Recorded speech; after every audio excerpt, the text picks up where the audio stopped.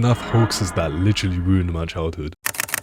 This is where most of my trust issues come from. This low quality piece of doo-doo you're looking at right now is Sparky the dog. This is the first and probably the most iconic FNaF Freddy's hoax ever. This dog-like animatronic was meant to work like Foxy, but on a deadly dose of crack. He would run to your office from the backstage at an insane speed and just slam you out. At least that's what I remember. I mean, I watched some video on this like 10 years ago when I was a dumb little kid, and I remember hearing this. There was even a fake jump scare.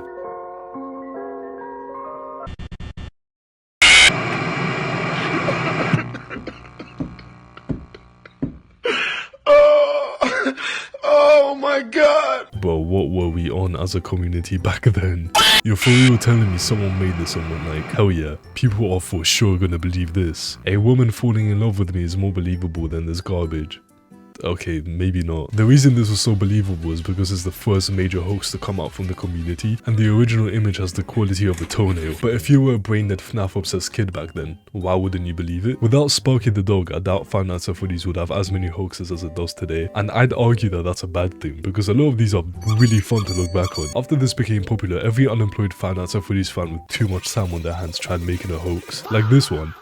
Okay, what the fuck was the guy who made this thinking? This is another hoax that was massive at the time, and hell yeah, my dumb ass believed this shit. Not only that, it also made me piss myself. I remember being so scared of this for some flipping reason. I don't know why this one was so popular back in the day as well. It's so bad. It's clearly just a Golden Freddy reskin. Like, bro didn't even try. He didn't even change the pose. And hell yeah, there was also a jump scare for this one.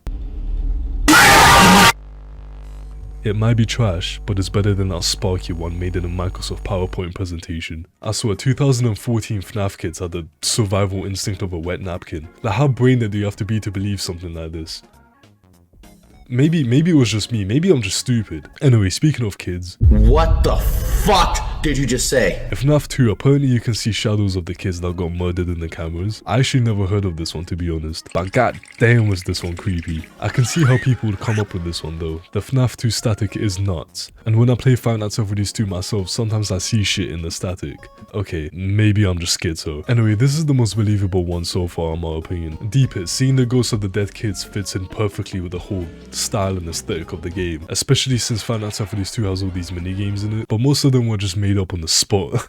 Like, I'm talking straight bullshit. Like Five Nights at Freddy's 3 being a free roam game. I don't know which crackhead cooked this one up, but they fooled the entire community. Basically, this fake teaser for Five Nights at Freddy's 3 dropped hinting that FNaF 3 would take place in a theme park. And if I'm being real, that sounds like a really cool concept. And yes, I did believe this as a kid. Don't ask me what I was smoking back then, but I was like the most gullible person on the planet. But in my defense, this one was arguably very believable. There was loads of mystery around FNaF 3 because nobody had any idea of what direction the game was gonna go in. And on top of all that, people believed that this was the final game, so low-key made sense for Scott to go all out and make a free roam. Although, I don't know how people thought that he became a AAA developer overnight. But hey man, if we believed in a homicidal dog with a PowerPoint ass jump scare, I think we could believe in anything. Like with the toy animatronics.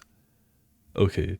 This one's really stupid. The only reason it made it into the video is because of how popular it was. And guess what? I actually didn't fall for this one as a kid.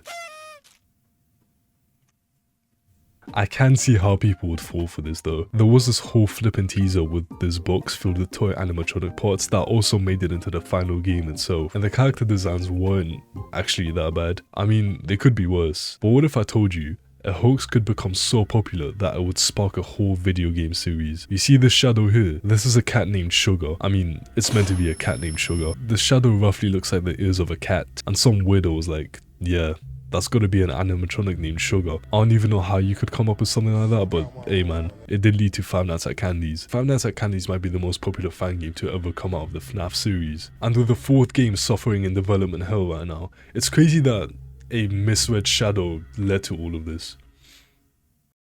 Anyway, that's it. I love you. Subscribe. Bye!